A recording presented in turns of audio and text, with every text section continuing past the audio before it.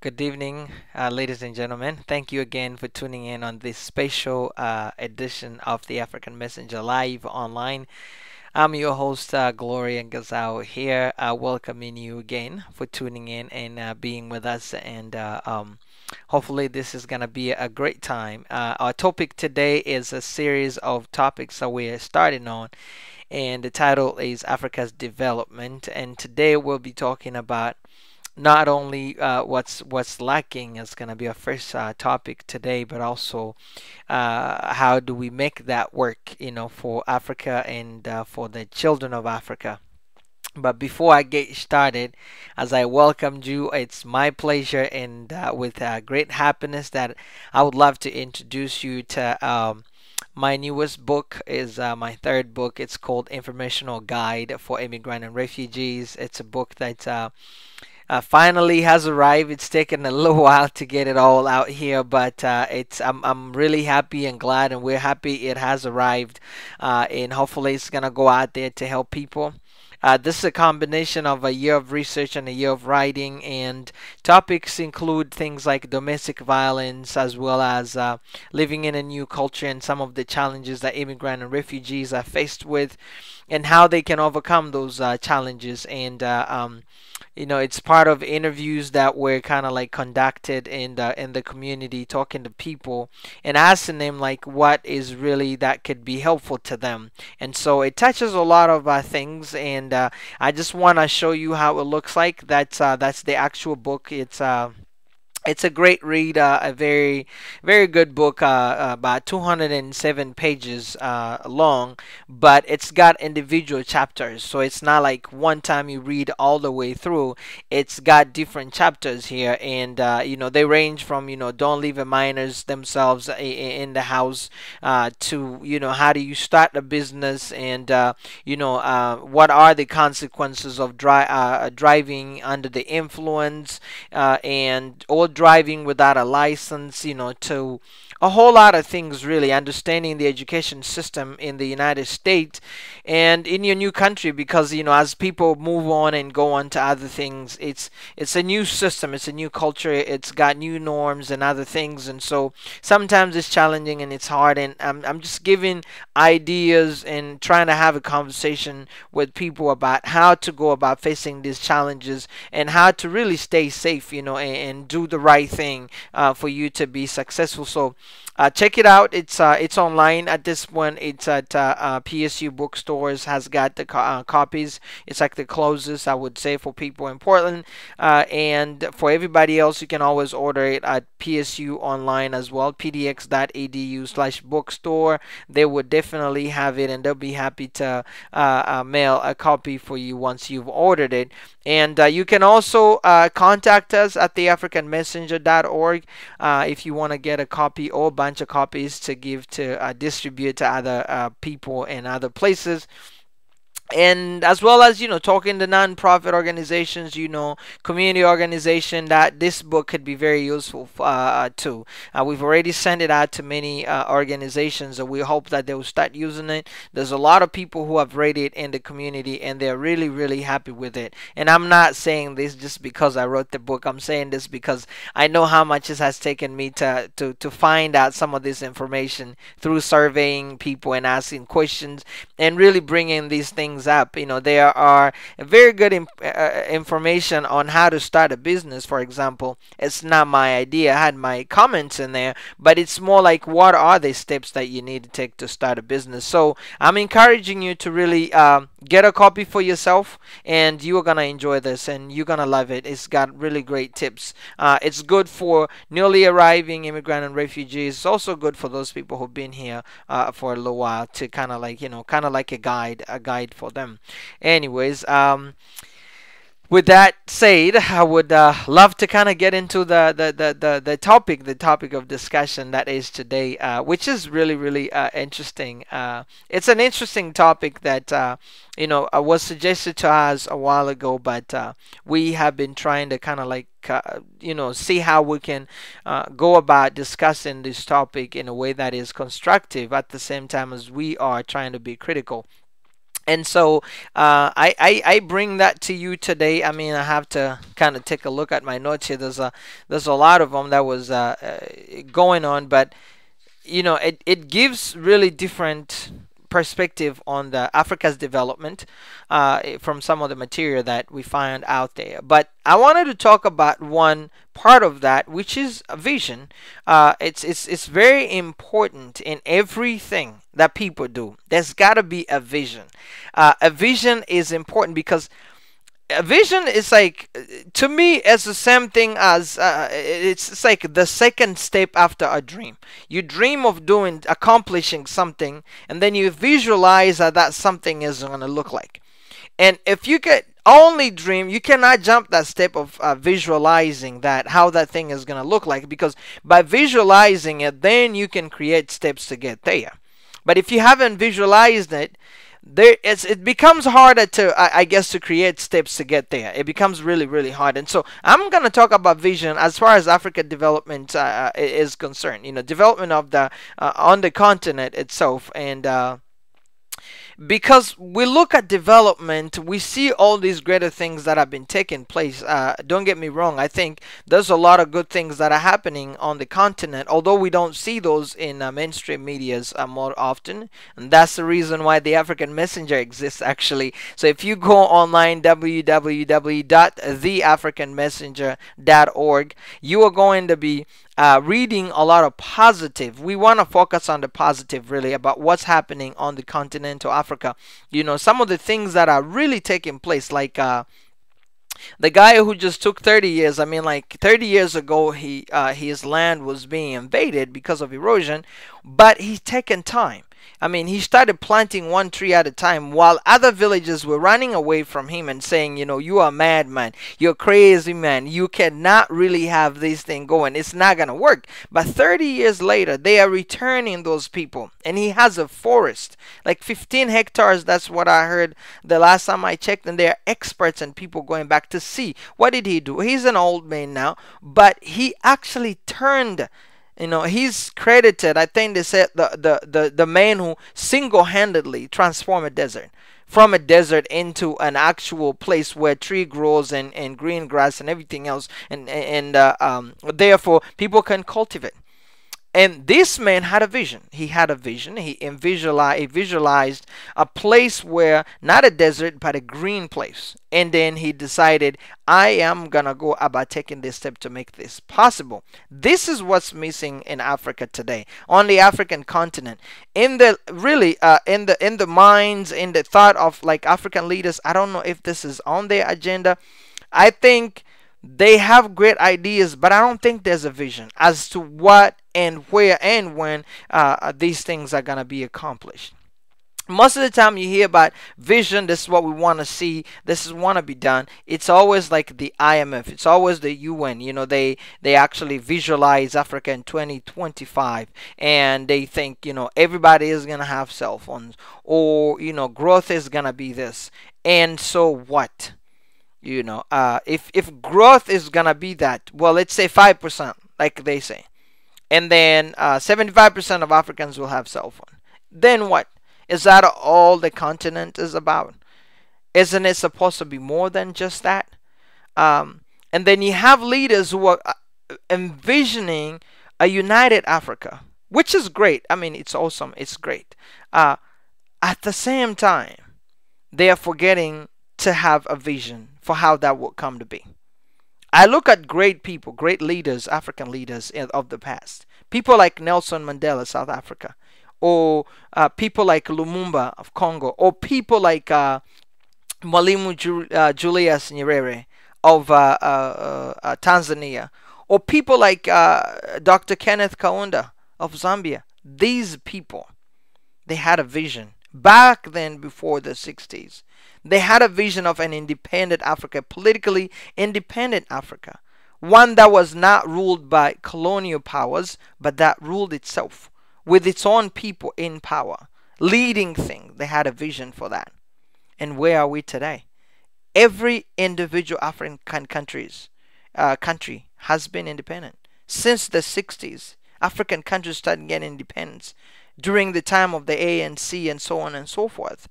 These people had a vision. They had a vision for a politically independent continent that did not depend on anybody, but that ruled itself, the rule of the people of Africa.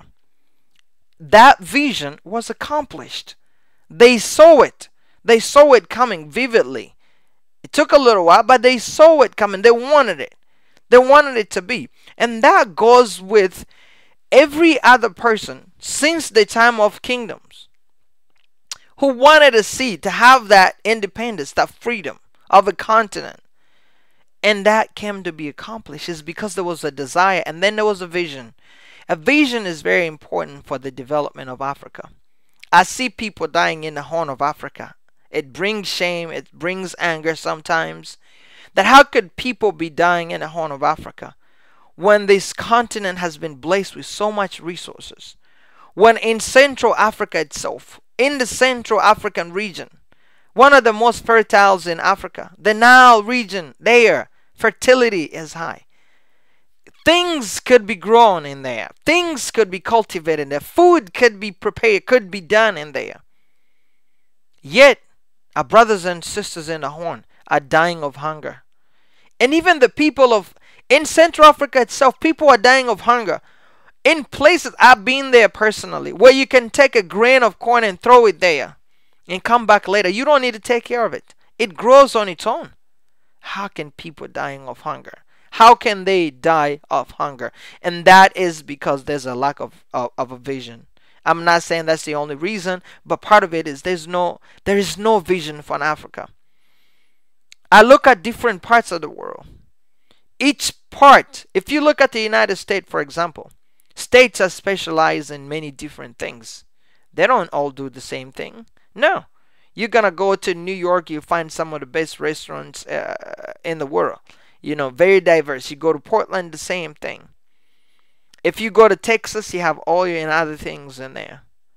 You go to New Mexico, you're going to find something different. And they each take advantage of what they have in order to make the continental United States the greatest country in the world.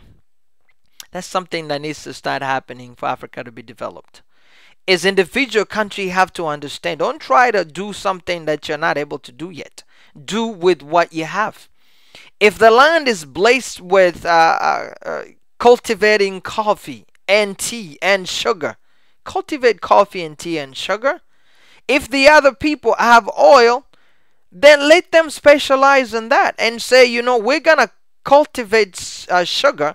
You don't have to import it somewhere else. We are going to be, you are going to be our main exporter to sugar. You're going to import it from us. It's about time African countries start working among each other to try to see what are you good at, what natural resources you have, how can we work with what we have in order to help each other.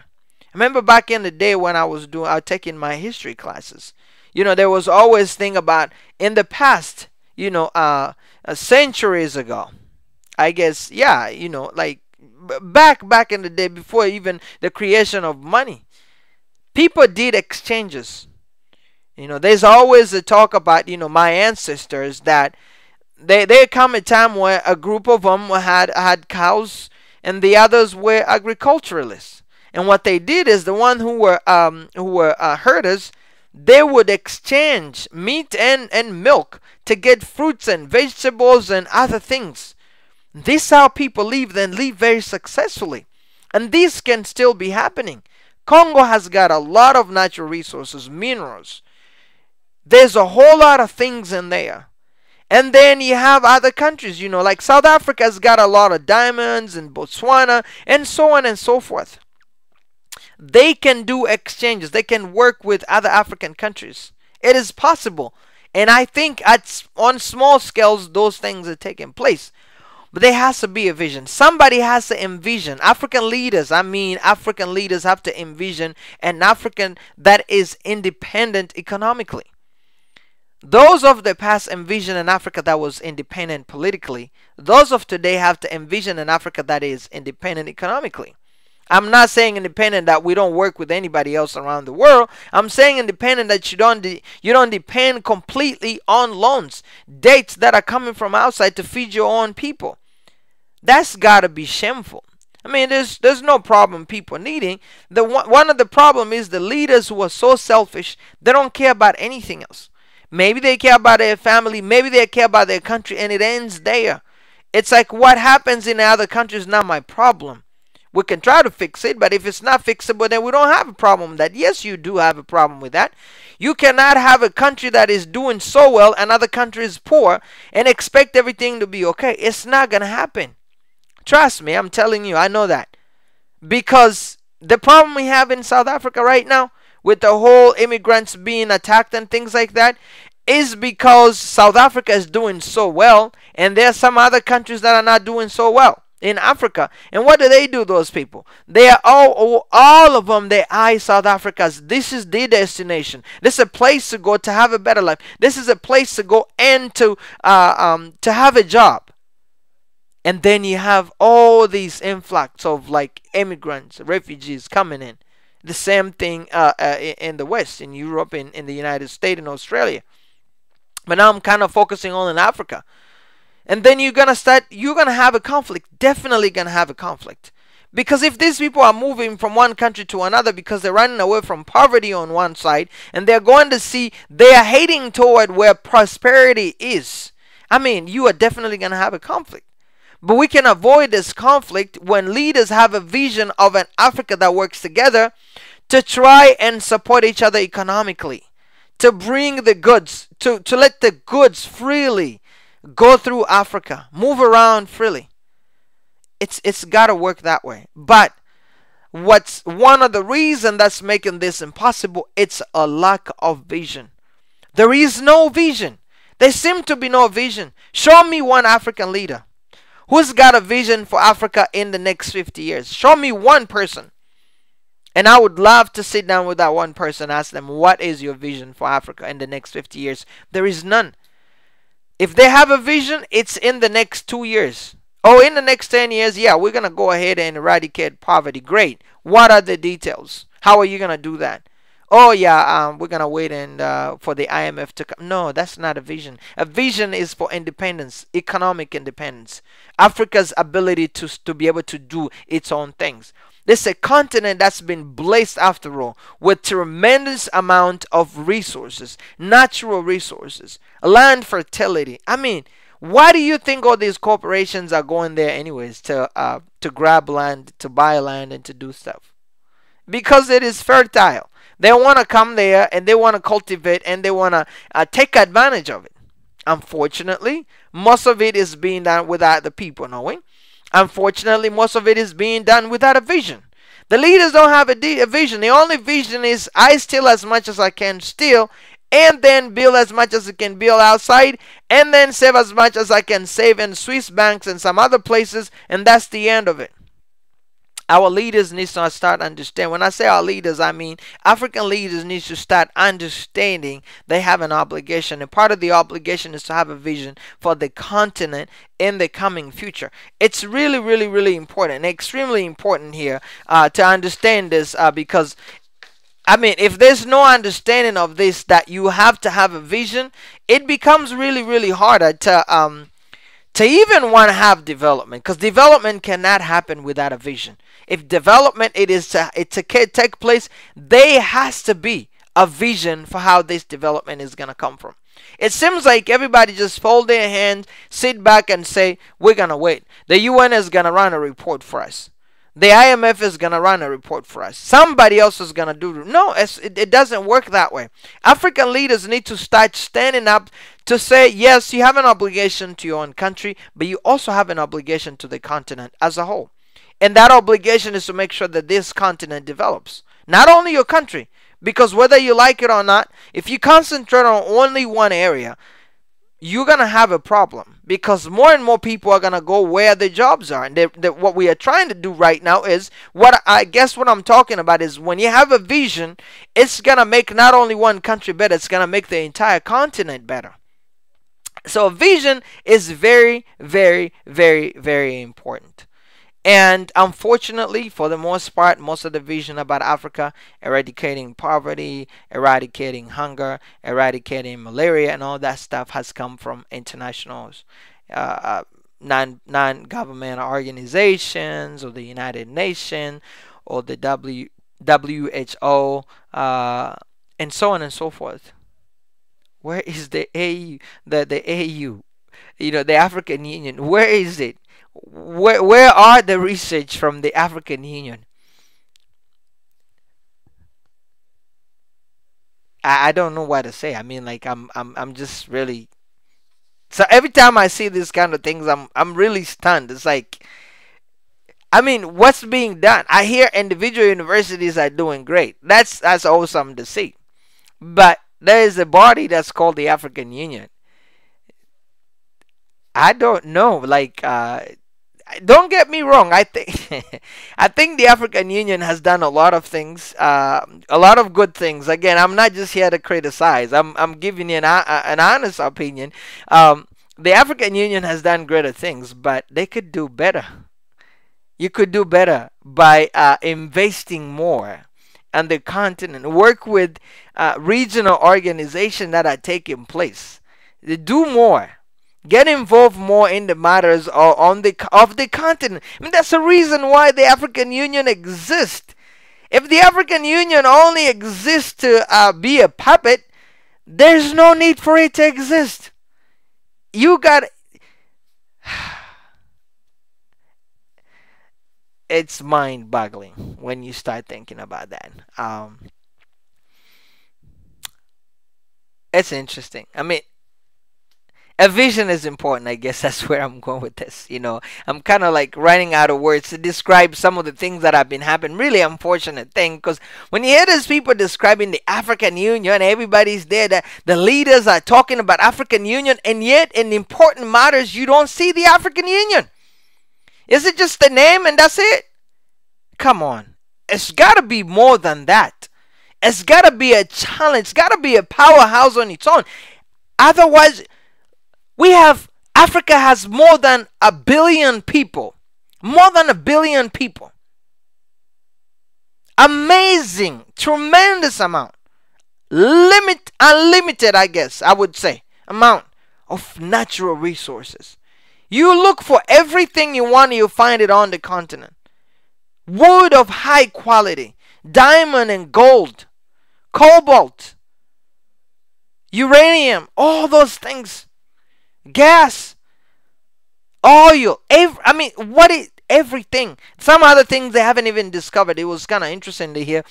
I had a professor once, he used to take a chuckle, like, you put it on his hair like this. And then would ask you, what does that mean? He said, this is Africa.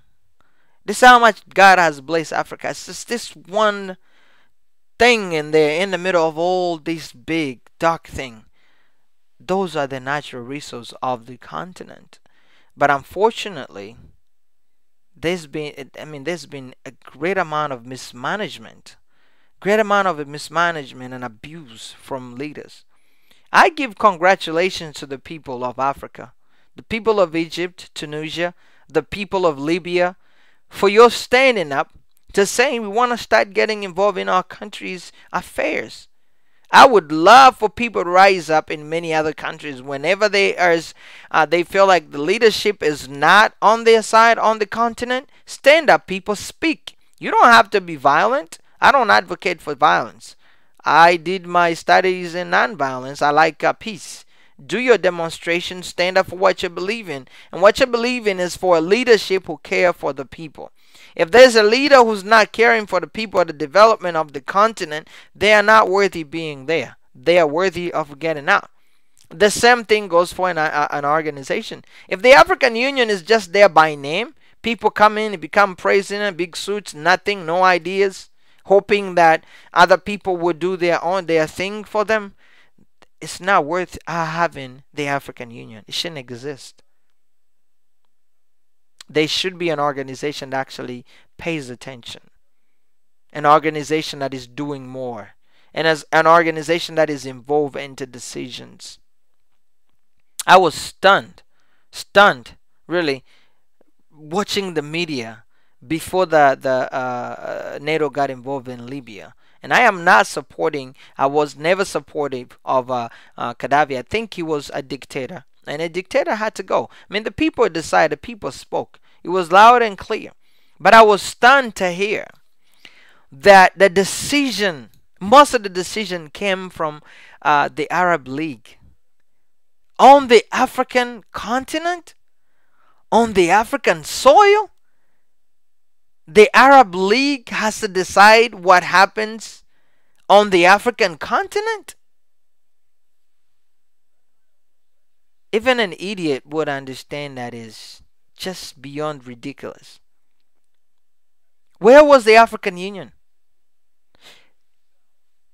In the Horn of Africa, people are dying right now. People are dying. It's great that the UN got involved and people have been fundraising. And by the way, I want to thank those people who contributed through the African Messenger. Thank you so much. We raised more than 3,000. That was awesome. And we want to encourage people to continue doing. But my thing was, shouldn't the African Union be at the forefront? Fighting, fundraising, going to each and every country on the continent, asking them to give donation to feed people. What? It's more than embarrassment. You watch on the news internet every single day, a mother on her knees in front of a grave of her own kid laying there. Bony kid. She can't even put the dirt in there. Yet the continent is blessed with amazing wealth. Africa, 1 or 2 or 3 countries on the continent can feed the entire continent if they could just put their mind into it. If there was a vision, if the leader had a vision of a continent independent, there is no that vision. It doesn't exist. African leaders, you need to stand up. You need to stand up. Have a vision for an economically independent continent. Yes, it works in collaboration with other countries, but do not let that collaboration make yourselves beggars and slaves. Economic slaves. You can't get out of it. And the people have become prisoners of it. Cannot develop anything because most of the money is going to pay debt. And yet the leaders who are coming one after the other, they continue accumulating more debt. Instead of having a vision and figuring out how can we be independent.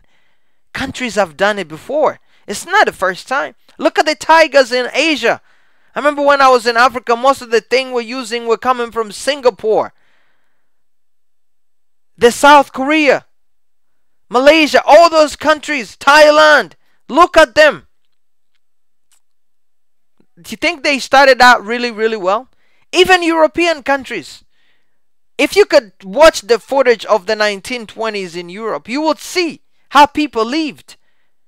But they had a vision of a developed, modern Europe, modern Western world. And they worked hard to achieve that vision. But that's the vision that's lacking right now in Africa. It's a vision that is really lacking. And our leaders have no idea. I haven't heard one. The day you are able to see one, let me know. And I'll be glad to talk to them. And if there's one that's interested to ask me what is your vision of an economically independent Africa, I'll be more than happy to tell you, to talk to you, to let you know how I envision this Africa to be. You can tell me there are challenges and all those things, I understand. Who doesn't have challenges? The United States is $13 trillion in debt and counting. Do they sit down and say, you know what, we are doomed? This is it? Let's not have a vision? No, there's still a vision. 100 years vision of what the United States is going to be. And that's what makes it the greatest country in the world. And for that reason, too, I am proud to be American. I am very proud to be American. And for many other reasons. But I'm also proud of my African heritage. And that's the reason why I am putting this forward. Is you have to develop. You have to have that desire in you. You have to have a vision. A leader have to have a vision. African leaders, you have to have a vision. You cannot just start talking in the air. It's not going to do you any good. You need to have a vision. When you have a vision, just like Kenneth Kaunda, just like Nelson Mandela, just like Patrice Lumumba, just like Julius Nyerere. Once you have a vision, you're going to start acting on that vision. And then you will start seeing change in the right direction. But so long as this vision does not exist, you can sing up and down. You can hope and wish for good things to happen. And I guarantee you, they will never happen. You could dream. If you know a vision, then you're not going to be able how to accomplish. You won't know how to reach it, your goal. Because with a vision comes a goal. And with the goal comes steps to achieve that goal. Once it is achieved, you can look back and say, we had a vision. And that vision was an economically independent Africa.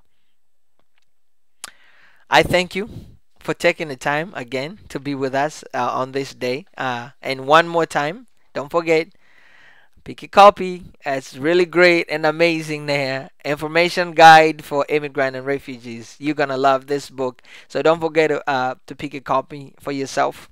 And you can always contact us online at theafricanmessenger.org or send us an email, info@theafricanmessenger.org as well as at Portland State bookstores. They will have it online.